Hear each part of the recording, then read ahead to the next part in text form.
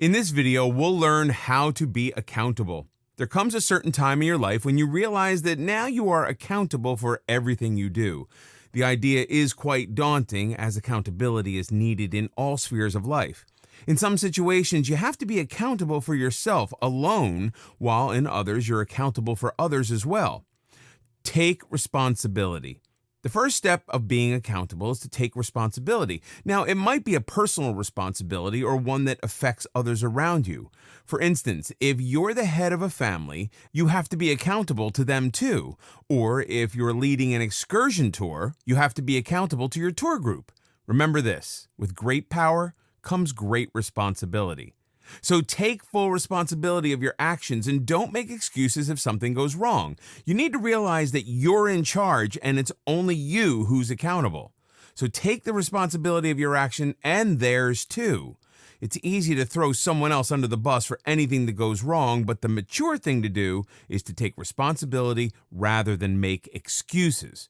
If the tour didn't reach its destination on time, are you going to blame someone from the group for not coming on time, or are you going to take responsibility for not making the instructions clear enough? The choice is up to you. Always remember, it is mature to be accountable for yourself. It might not be the best feeling in the world at the time being, but you will feel much content later. Say it out loud that you'll do it. Positive affirmation is very important, so it's crucial to keep reminding yourself that you will do it. Sometimes you get sidetracked by events or people, but you mustn't let this be permanent.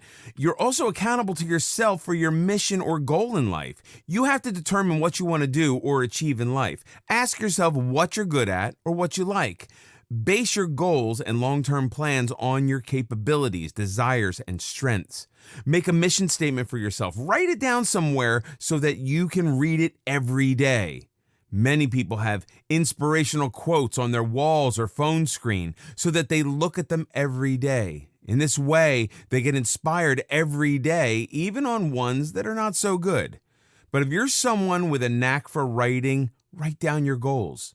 Make sure to write it in a place where you can see it every day. If it stares you in the face, you can't run away from it. Or if you have supportive peers, get feedback from them. Ask them if you're doing things right or if you need to improve. This will help remind you that you need to do better. Also, it will give you an insight into how others perceive your efforts.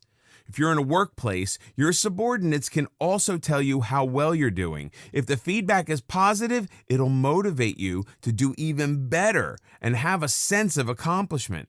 And if the feedback's not positive, you can use it to improve performance, as you're the one who will eventually be accountable. Either way, feedback can do wonders, if only to hold yourself accountable. Be honest. Just as accountability is important, so is honesty. It's very important to be honest about the results. When you're working alone or in a team, you have to stay honest about the outcome of your efforts. Success only becomes possible when you own up to your mistakes. While they can be cumbersome, mistakes are also valuable learning opportunities. If you've done something wrong, own it. Ask yourself why it happened and what you can do to make it right. If you totally ignore it or lie about it to yourself and others, how can you ever hope to rectify it? Plus, when you're not honest with yourself, you'll always have a constant feeling of dissatisfaction. Your conscience won't let you forget it.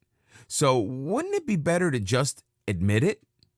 Also, be honest about the goals you set. Be realistic. Holding yourself accountable for your actions is also a reality check to set goals that are attainable. Realism is essential when setting goals. Say you want to save money for a car and you tell yourself that you will do it in a year's time. Now, you need to be real about it. Do you have enough income coming in every month that you can save some of it for buying a car? Are you ready to cut out some expenses so that you can save? Will you be able to manage it in a year, or do you need more time? If you think your goals are realistic, proceed with them. Then, if you fail to buy a car in 12 months, don't make excuses or blame something else for it. Ask yourself why you weren't able to do it.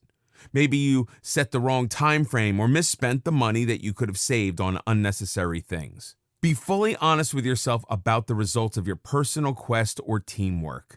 A good way to prevent disappointment or unpleasant situations is to have a plan B so that you can fix things later.